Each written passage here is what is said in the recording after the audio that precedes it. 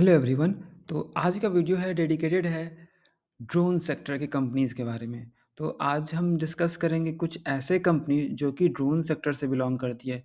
तो अभी जो गवर्नमेंट ने इनिशिएटिव लिया है कि मेक इन इंडिया, इसमें होगा क्या कि जितने भी प्रोडक्शंस होंगे, डिफेंस होंगे या फिर ड्रोन या फिर बिज़नेस होंगे, मैन्युफैक्चरिंग होंगे, तो गवर्नमेंट प्रमोट कर रही है कि सारा इंडिया में मैन्युफैक्चर करे, that is make in India.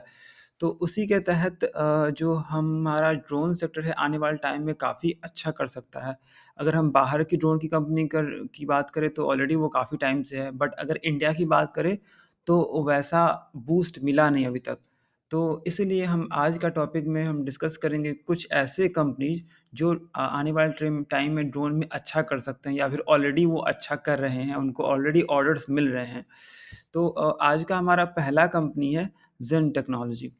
अगर वीडियो एक्चुअली हम 5 कंपनीज़ डिस्कस करेंगे, इसलिए हम वीडियो को शॉर्ट रखेंगे और आई मीन कंपनी के बहुत डीप में नहीं जाएँगे, काफ़ी फंडामेंटल्स एनालिसिस नहीं करेंगे, बट हाँ, ओवरव्यू देख लेंगे कि क्या है। अगर ज़ेनटेक की बात करें तो ये बहुत पुरानी कंपनी है, अभी करंट मार्केट प्राइस 6,639 का है। अगर प्राइस की बात करें तो आई मीन 1 साल पहले लगभग 200 का प्राइस था, जो कि अब 800 के आस-पास चल रहा है।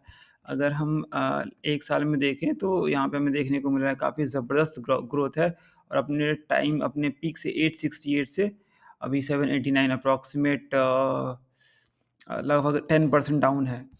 अगर हम फंडामेंटल्स की बात करें तो चलिए एक और फंडामेंटल्स अभी हम इसको बाद में देखेंगे। रीज़न बीइंग कि ये ऑलरेडी ऑर्डर्स मिल रहे हैं, तो बेटर होगा कि हम इसके पी&एल देखें और बैलेंस शीट देखें। तो इसमें हम क्या करेंगे, अगर हम बैलेंस शीट ओपन कर लें तो यहाँ पे रिज़र्व्स में देखेंगे 377 का है, बोरिंग्स इसमें 0 है। अगर यही हम पी&एल की बात करें तो हो सके में ज़्यादा डेटा हमारे पास ना हो, रीज़न बीइंग कि अ, अभी रिसेंटली इसको बूस्ट मिला है, तो पुराने बिज़नेस से हम इसको अभी कंपेयर नहीं कर सकते हैं। तो देख रहे हैं कि सडन स्पाइक देखने को मिल रहा है नंबर्स में। अगर हम इसके न्यूज़ पे आ जाएँ, तो देख रहे हैं कि उम, जो जो काफ़ी सारे इनको गवर्नमेंट ऑर्डर्स मिले हुए हैं, like government anti drone orders. तो अब इसलिए और हम बात करें तो अलग-अलग म्यूचुअल फंड कंपनी ने इसमें बाय किया है। तो ऐसा है नहीं कि म म्यूचुअल फंड एफआईडीआई बाय कर ले तो हम भी बाय कर लें। बस इससे हमें इनसाइड मिल जाता है कि वो उनकी बहुत बड़ी टीम होती है रिसर्च के लिए। बट एनीवेज़, तो अगर हम बात करें फिर से ऑर्डर की, तो मिनिस्ट्री ऑफ डिफेंस से ऑर्डर मिला हुआ है। गोवा गवर्नमेंट के साथ एमओयू साइन करने देखने को मिल रहा है। तो काफ़ी सही-सा है, लग रहा है इसका बिज़नेस आने वाले टाइम में ग्रो कर सकता है। जो नेक्स्ट स्टॉक है हमारा वो है रतन इंडिया एंटरप्राइज़ेज़।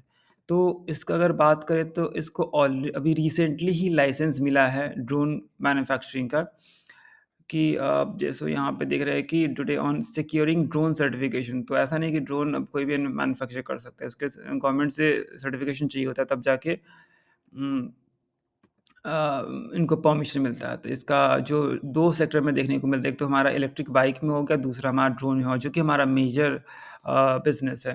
ड्रोन की बात करते हैं, अब रिसेंटली एंटर किया है इसमें।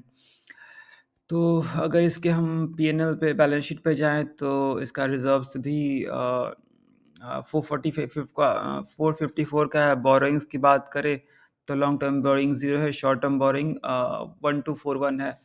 तो काफ़ी ओके सा है, बहुत डिसेंट तो नहीं बोलेंगे यहाँ पे, बट हाँ, ओके सा है। बट अगेन अगर आप ज़्यादा रिस्क लोगे तो रिवॉर्ड होने का चांसेस उतना ही ज़्यादा रहेगा।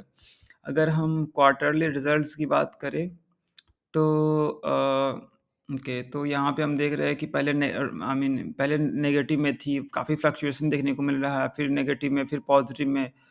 और अगर हम पी&एल की बात करें तो यहाँ भी देख रहे हैं, पहले पॉज़िटिव फिर नेगेटिव फिर पॉज़िटिव, तो काफ़ी फ्लक्चुएशन देखने को मिल रहा है। बट एक ही चीज़ इसमें है देखने वाली कि ये ड्रोन सेक्टर और इलेक्ट्रिक बाइक में एंटर करी, तो इसलिए इसको स्टडी कर सकते हैं। ऐसा इसका मतलब ये नहीं है कि आप सारा पैसा इसी में पार्क कर दो। आप एक छोटा-सा अमाउंट डाल सकते हो, फिर देखोगे अब कि कंपनी कैसा कर रही है, उसके हिसाब से बाकी के अपने क्वांटिटी ऐड करते रहोगे। नेक्स्ट हमारा है आइडिया फोर टेक्नोलॉजी, ये अभी रिसेंटली आई थी। अगर बात करें तो 7 जुलाई को ही लिस्ट हुई थी, उस टाइम में काफ़ी प्रीमियम पे ऑलमोस्ट डबल पे लिस्ट हुआ था, जो कि तब से अगर देखें तो अप्रॉक्सीमेट 40% डाउन है। तो अगर बात करें तो ये मतलब इंडिया का सबसे बड़ा drone manufacturing unmanned drone manufacturing है। ड्रोन तो वैसे अनमैन्ड ही होता है। अगर हम एयरक्राफ्ट की बात करें तो अनमैन्ड एयरक्राफ्ट सिस्टम मैन्युफैक्चर करती है। अगर हम इसके बैलेंस शीट पे जाएँ तो रिज़र्व्स हमारा 590 करोड़ का है, बोरिंग ना के बराबर है। और पी&एल की बात करें तो पहले नेगेटिव में लॉस में थी, जो कि अब आगे प्रॉफ़िट में आ चुकी है। इसके क्वार्टर 2 के रिज़ल्ट इतने अच्छे थे नहीं, आई गेस 94 लाख के ही प्रॉफ़िट थे, जो कि हमारा डाउन है। अगर हम इसको देखें क्वार्टरली रिज़ल्ट 89 लाख का ही था, जो कि काफ़ी डाउन था। बट ये छोटी कंपनी, इतना होते रहता है, ऑर्डर मिला तो ठीक है, नहीं मिला तो फिर डाउन जाता है ड्रास्टिकली। तो सिर्फ 3500 करोड़ का मार्केट कैप है। तो नेक्स्ट हमारा है, अब ये अपना टाई अप्स करती रहती है अलग-अलग कंपनीज़ के साथ। ये अब ये न्यूज़ है कि डेवलप सर्विलेंस यूएवी हो गया, यहाँ पे क्लेम करती है कि इंडियाज़ लार्जेस्ट ड्रोन मेकर है। ठीक है, तो नेक्स्ट हमारा स्टॉक है, हमारा पारस डिफेंस है। ये भी रिसेंटली आई थी, आई गेस 1 डेढ़ साल हुआ होगा अगर, तो जनवरी 1 अक्टूबर 2021 में आई थी, कोविड के बाद आई थी ये। तो यहाँ पे हम देखें तो इसके हम बैलेंस शीट पे आ जाते हैं। तो बैलेंस शीट में अगर रिज़र्व्स की बात करें 390 करोड़ है, बोरिंग ना के बराबर 25 करोड़ का दिख रहा है, जिसमें कि हमारा लॉन्ग टर्म ना के बराबर है, पॉइंट 30 लाख का ही है, जो कि कुछ भी नहीं है। अगर हम पी&एल की बात करें तो हमें ठीक-ठाक ही देखने को मिलता है। फिर यहाँ पे 2, फिर 25, फिर थोड़ा फ्लक्चुएशन है, फिर 15 के बाद फिर बढ़ते गया 27, फिर 36, फिर अभी हमें 36 से और ज़्यादा बढ़ने का चांसेस है। और नेक्स्ट हमारा जो क्वार्टरली रिज़ल्ट है, तो क्वार्टरली रिज़ल्ट में हमें देखने को मिल रहा है ओके सा परफ़ॉर्मेंस है। और ये जो है, ये स्टॉक्स है जो हमारा लॉन्ग टर्म में है, ऐसा नहीं कि अब 1 साल अभी चला, 2 साल बाद, ऐसा नहीं है। तो अगर ड्रोन मैन्युफैक्चरिंग की बात करें तो ड्रोन का हमने जो अ, एक हमने वीडियो आई मीन एक हमने एनालिसिस किया था आइडिया फोर्ज का, उसमें हमने देखा ड्रोन का मार्केट क्या है। मैं लिंक में दे दूँगा, आप एक बार उसको विज़िट कर लेना, आपको थोड़ा डिटेल इनसाइट मिल जाएगा। तो ये है कि डाउन द लाइन अगर आप देख रहे हो कि 10 साल, 5 से 10 साल मिनिमम इतना तो है ही, अगर ड्रोन सेक्टर की बात करें तो आने वाले टाइम में और ज़्यादा ग्रो होगा। तो अब 5 to 10 years down the line आपको अंडरस्टैंड करना पड़ेगा, और उसके बाद ही ये अच्छा ग्रो हो सकता है। हो सकता है अगर ज़ेनटेक की बात करें तो जब मैंने लिया था तो अराउंड 210 के आस-पास था, जो कि अब हमारा लगभग 800 के आस-पास हो गया। अगेन ये इतना होल्ड करना पड़ेगा, लेकिन डिपेंड करता है कि अ, आप कौन से पॉइंट पे लेते हो और कितना होल्ड करते हो। क्योंकि अब जैसे अगर अगर हम थोड़ा-सा और पीछे चले जाएँ, तो हो सकता है कि इस टाइम पे कुछ-कुछ टाइम पे 40% क्रैश हुआ था। अगर हम इस पॉइंट पे देखें 328 से लेके 286 तक, मतलब ऑर्डर नहीं मिला या फिर ऑर्डर स्टैग्नेंट रहा, तो फिर अब ये इस टाइम में फ्लैट ही चल रहा था। तो अगर यहाँ पे देखें 2021 से 9 सितंबर 2021 से यहाँ तक लगभग लगभग 2 साल तक, डेढ़ साल तक कुछ चला ही नहीं, फ्लैट ही रहा। अगर यहाँ से बात करें तो काफ़ी, तो ये फ्लक्चुएशन होते रहते हैं। तो इतना एक्सपेक्टेड है कि 40-50% इन सारे स्टॉक जो हम अभी स्टडी कर रहे हैं, तो उसमें आप एक्सपेक्ट कर सकते हैं कि किसी पॉइंट ऑफ टाइम पे जा सकता है। अगर अदर आइडिया फोर्ज की बात करें तो ऑलरेडी अभी टॉप से 40% डाउन है, इसका मतलब ये नहीं है कि स्टॉक खराब हो गया। ठीक है, तो नेक्स्ट स्टॉक हो गया हमारा सी इन्फो सिस्टम्स। तो ये एक्चुअली करती है कि ये मैप से रिलेटेड टेक्नोलॉजी प्रोवाइड करती है, आई मीन पैसेंजर व्हीकल को।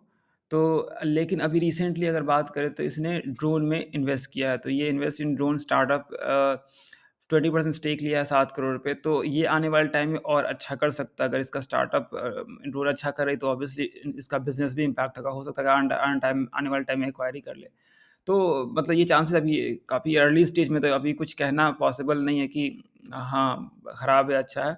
बट अगर हम ऐसी इन्फो सिस्टम की बात करें तो ये काफ़ी अच्छा कर रही है। अगर हम इसके पी&एल की बात करें तो काफ़ी डिसेंट सा देखने को मिल रहा है। अगर हम बैलेंस शीट की बात करें तो